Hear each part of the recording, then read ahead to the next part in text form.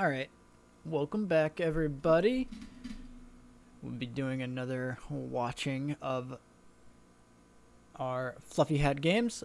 Somebody didn't ticket game 2, so we only have one game to look at. That's just life, I suppose. While we wait for this to download, I did want to do a brief discussion here just about team comms, as there was a lot of discussion in the Discord about team communication and shot calling. So I'll just preface this by saying I am a primary shot caller for TNA, for anybody that was curious. So that's where most of my experience comes from. I'd say, in terms of communication, the best method that I have found is to have one person make calls or recommend calls, and then have a secondary caller back them up or disagree with them. And by disagree, I mean if they don't like the call, then they just say no. And generally, if you offer something else that another idea that would help as well. I think you guys already kind of partially broke it down, but I think SBI and TK were the ones that were going to be taking over the shot calling. This does not mean that you guys can't make moves on the map independently, or if you see openings you can do that still. But the role of the primary shot callers is to make sure everybody is on the same page when making team moves, or that everybody's understanding where we are playing, where we're taking fights, when we're taking fights, what are we playing for, those kinds of things. Also, I would like to, if somebody could stream the games of this week, that would be greatly appreciated. I'd love to listen in on the comms, and we can look to improve on that. All right, let's get into the game, shall we? I am going to be looking for increasingly more our fight locations once again in this game specifically. I notice every time that we struggle, we allow the enemy, we take fights where the enemies will be playing always. I think that's a really rough playstyle to adopt. So, keeping that in mind, go through the picks and bans here. Nothing too crazy. We pick up the AA versus Wyvern. Love that. They pick up the Phoenix. Note that we don't have a natural egg hitter, right? So they pick Phoenix here. It is a little awkward picking Wraith King here, right? It's good versus Mars, but not amazing versus Wyvern, and it's not amazing versus Phoenix, right? You don't hit the egg. You don't hit the egg well, on top of Fire Spirits, on top of the sustain from Sunray. So you can only rely on AA for so much in these drafts. And while I really like your first three picks, this Wraith King is a tad awkward to me. I don't hate it. Wraith King's a safe pick, but it is a little weird to me. Especially now because they're probably going to ban out. Okay, never mind. I'd say something like a Lena sticks out to me here. And we go for a puck, which it is a very good puck game. I think a critical drafting concept that could be worked on here is the idea of making sure we have counters to their big fights. We have ways to play around their their big win conditions, right?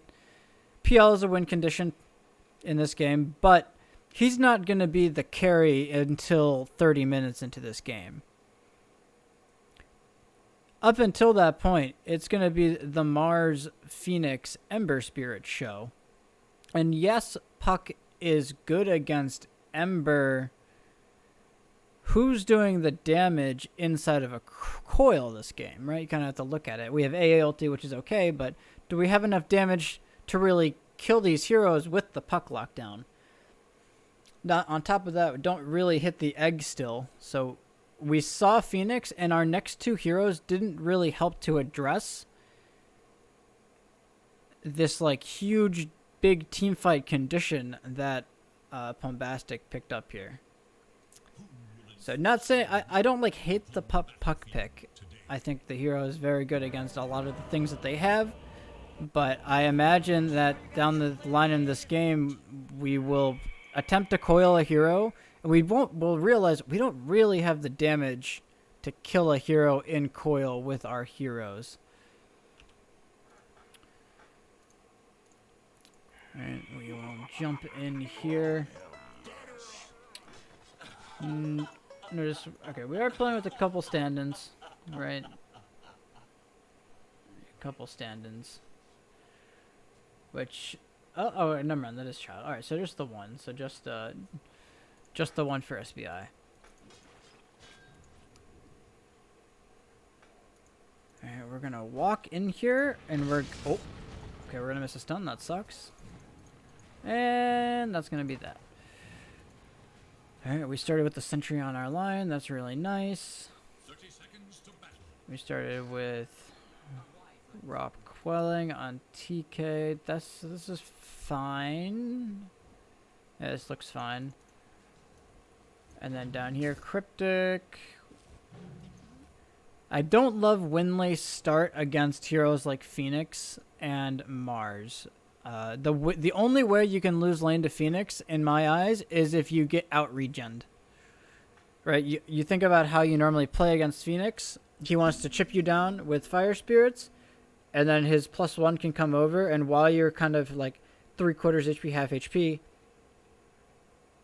you get gone on and killed because you're a half HP support in the early laning stage. So, in my eyes, that's the only real way you lose lane to a Phoenix. So keeping that in mind. So the Windlace feels really awkward. And mid lane, pretty standard, going for the Bottle Rush. Sure this was a smart move, but I take it. I think the only comment I have on this axe build is that 6 tangos kind of seems like overkill to me, when instead you could get 1 set of tangos and like more stats from branches. That's probably my only comment, because I don't know if you're going to need 6 tangos against a Wyvern PL. They have a little bit of spam, but not that much. So you're going to be rushing Ring of Health anyways, so keep that in mind. Alright, as we are going to walk out back to base here on Cryptic. I normally don't recommend walking to base, or walking back out here, because your TP is not going to be needed this early into the game, right? So you've got 2 TPs here. You can TP here, and the only reason I hate this is because by the time you're gonna get here, the range creep is going to be dead, and we see this already happening. Claire's pulled the creeps back to the range creep. So now your Wraith King is like, oh shit, my range creep, but he has no way of getting this because he has to walk into 2 heroes that protect it. So you, as the range creep securer with the Chilling Touch, need to be here to kill this range creep. So we see exactly what's going to happen. Yop's just going to watch it get denied in front of his eyes, and they get theirs, which is a really rough start to any lane. Alright. We look for the D ward here. I don't know if Lion is still in this Discord, but when you want to D ward this camp, if you're not sure where it is, just put it in the middle. There's no spot that encompasses this entire box, I believe, unless you put it in the middle, right? And you can put it in the middle, kill their ward, and then kill your own ward, is generally how it goes. And it guarantees you get the D ward.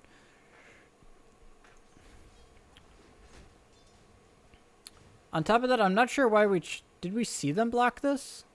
It's a little weird that we did we see them block that? Alright. Alright, so we are kind of rolling through here. You can definitely use your W more on the support, TK. That's a big thing I noticed already. This Wyvern, he has no way. Not only is he low damage, he doesn't have a way to get any CS, or he doesn't have Arctic Burn, or he doesn't have like a Spinner Blast to get a creep or anything. So as long as you're actively contesting your CS, it's really hard for this Wyvern to counterplay Battle Hunger being put on this here on himself. And not only that, but it also makes it easier for Lion then to trade because he can click the PL. Now Wyvern doesn't want to walk up because he's got Battle Hunger on him. So just trying to be more aggressive in your usage with that. Yeah, I see that. We use it here. Perfect. This is just so obnoxious. Because this can happen. That was such low commitment.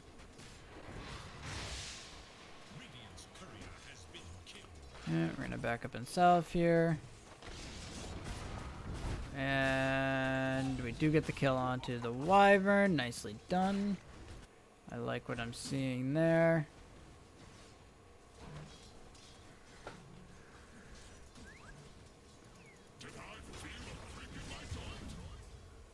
Oh, we do wind up dying. Looks like we maybe just went on the PL. Yeah. Alright, so unfortunate. Unfortunate.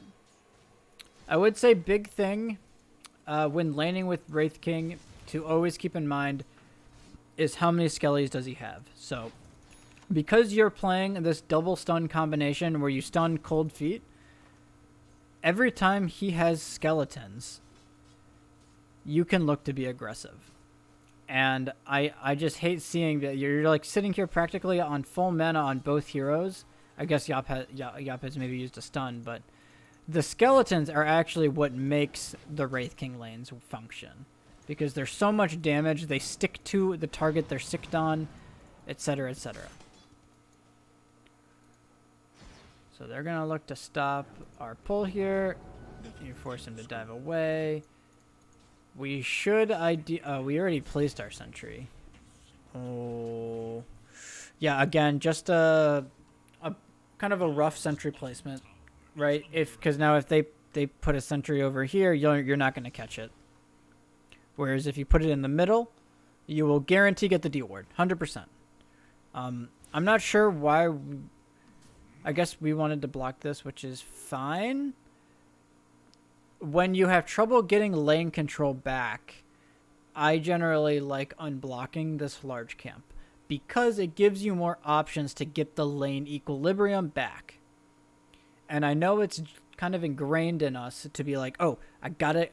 I've been trying to ingrain in you, right, throughout this year, throughout this season, like, oh, block the hard large camp. Now that we're consistently blocking the large camp, we can actively look for times that it might be beneficial to unblock it. So I would probably deem this one time to do so.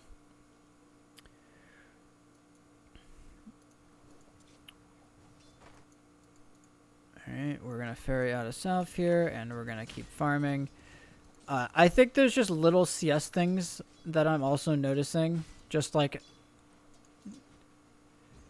little CS things. And I think we, as a whole, as a team, I think we don't respect creep damage enough. Specifically, I think UTK, I think there's a lot of times where you unnecessarily tank creeps. And honestly, tanking creeps is probably number one or number two way to consistently lose trades in lane, right? So now that you have level 2 spin, it might be beneficial to do so. But before you have these early things, not only do you have to regen through the harass of 2 heroes, you have to regen through 3 or 4 creeps hitting you when you trade unevenly. And I think you can make a same statement towards this mid lane. I haven't watched it too much. Looks to be a pretty even matchup here. You're going to place a ward. You have a wand. You're going to finish your null. Okay. The null feels weird to me because you're going to be level 6 soon, and you're not going to have boots. So we can talk a little bit here about the importance of buying boots in timely manners. Generally, you want boots when you know you're going to be able want to roam the map. Hero like Puck, you want to walk to a lane, press coil, TP back. But you can't walk to the lane if you don't have boots. So you're just kind of limiting your gank potential by doing that immediately. Top lane, get some nice harass here.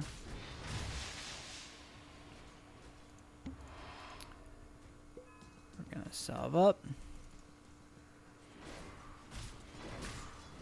And then we start tanking creeps here. We fly out another salve. I don't love this, and I think this is... I think there's something to be said where if you want to be greedy and you want to go for this ring of health rush kind of, I think you can very easily just look to drag creeps early, TK. What does Wyvern do to you if you just kind of drag these creeps over here and you bring them around or you farm them with your Lion nearby? Like, he can't walk up and contest you. He's going to get battle hungered with Lion next to you. Yes, you're going to give your PL free farm, but you're just like constantly prolonging your big spikes, right? You need this ring of health to sustain the lane. So you need to put yourself in a position that will enable you to get the most CS for the lowest harass. So what you're doing right now, where you're standing in front of them, tanking creeps, not only can they hit you, the creeps will be hitting you, but the heroes will be hitting you. They'll be pressing spells on you. And that's why you feel the need to constantly buy these salves, I feel.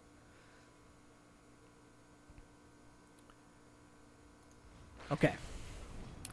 Yeah, because I've noticed this a couple of times now, so I figured I should probably say something here. And it looks like we missed the wave. That's rather unfortunate. Yeah, not getting our large camp back, also pretty critical. I'd say that does play a large factor in our ability to get farm.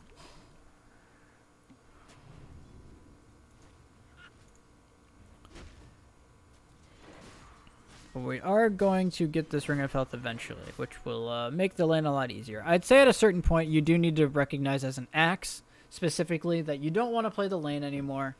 You want to kind of just chill out. We do now have boots on Puck. However, what do we notice about the mid lane when we're making this rotation? It is in our tower. You want to make it as hard as possible for the enemies to respond to potential ganks. So as a mid laner, I think this is a really important concept when you play gankers. You want to shove the mid lane in, and then you want to look to either side lane as quickly as possible.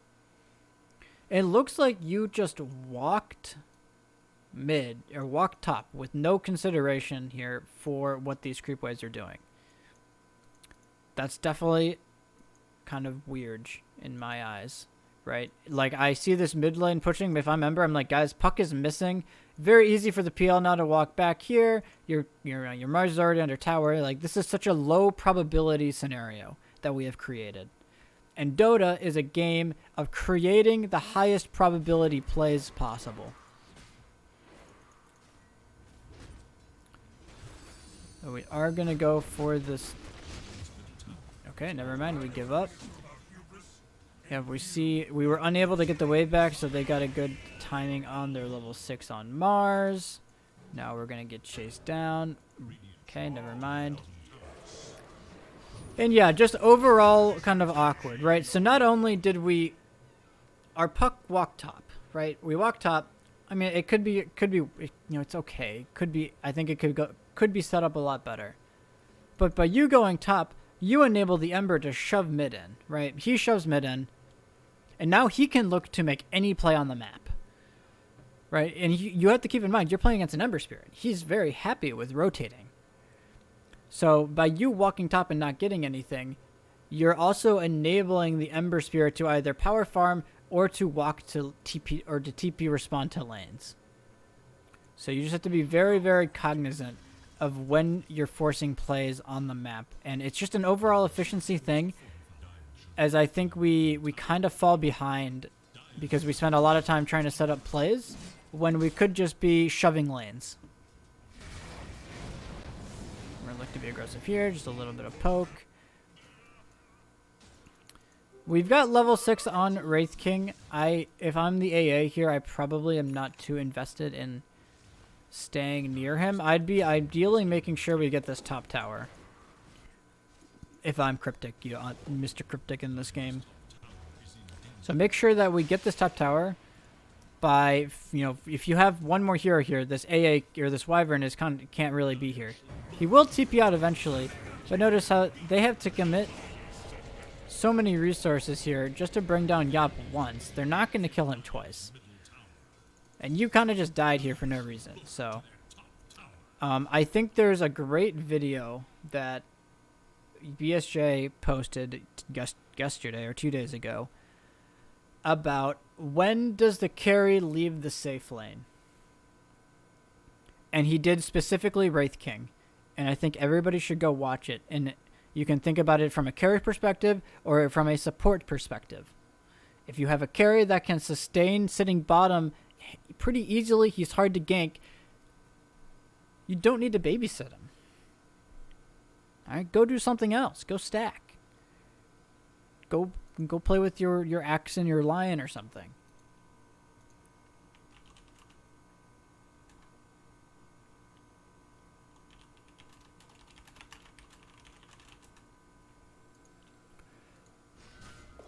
Alright. Let's kind of speed this up. Overall efficiency could have been worse, but we do wind up getting this tower. We actually TP Axe at bottom. I hate TPing Axe down here. Axe is a hero that wants to play as aggressive as possible. By putting him bottom, you're kind of submitting that he will not be able to play aggressive. So, it's fine to have 2 cores top. You can let your Axe kind of like play in this area, farming these camps. Sometimes maybe you can give him a wave. Wraithkin can farm the triangle.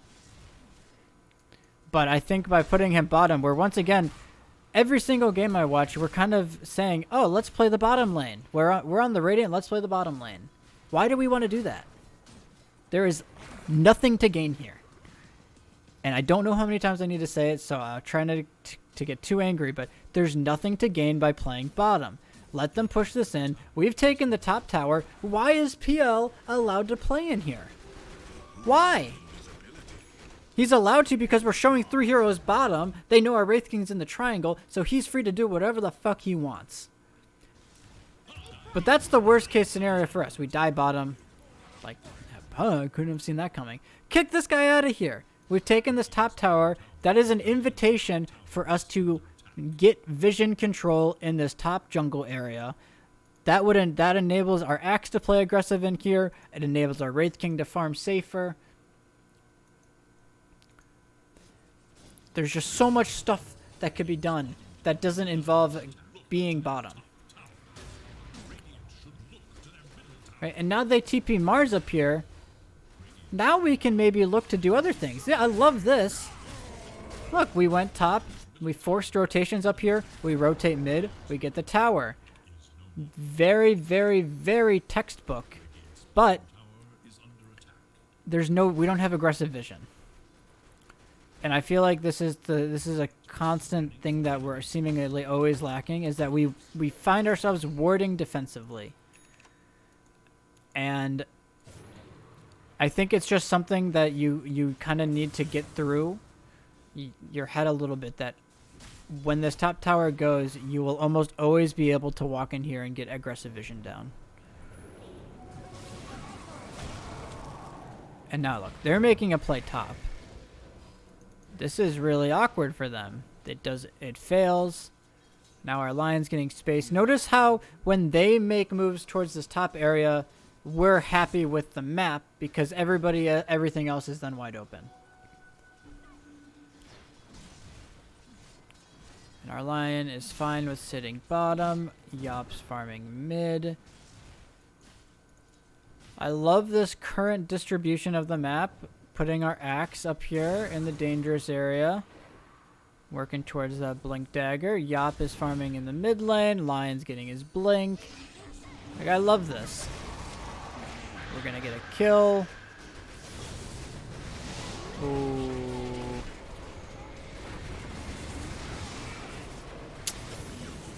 Yeah, maybe just a little bit too deep for that kill. And, I say, yeah, they have insane counter initiation. And really, TK, you know, you kind of got it. That's kind of on you. Your team kind of went for this play. You tried to come in and save it, but as a hero that needs their blink dagger, you got to be like, guys, I need my blink. Just let me farm it, please. So you got to take a little bit more time here to do that. Because we've kind of given PL all of the space in the world. And we're okay with PL having a decent game if we're actively pressuring the right sides of the map. But now we get caught bottom. We've shoved in mid. Axe. We now have blink dagger on axe. We have double blink dagger, so let's get a smoke.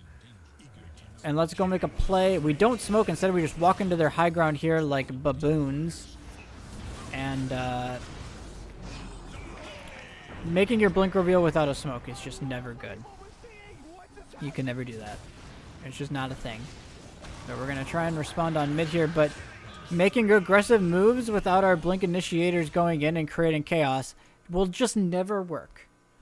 This is a great time to talk about maybe a little bit identifying heroes to kill is something that needs to be talked about beforehand when you're going for plays or even before the game even starts, right? When you're making a play here as Axe or as Lion or as Puck, you gotta identify the key heroes that could stop a successful fight. So I'm looking at the enemy lineup, I see a Wyvern and I see a Phoenix. Two heroes with great sustain, great counter initiation that if left alone unchecked in team fights will wreak havoc.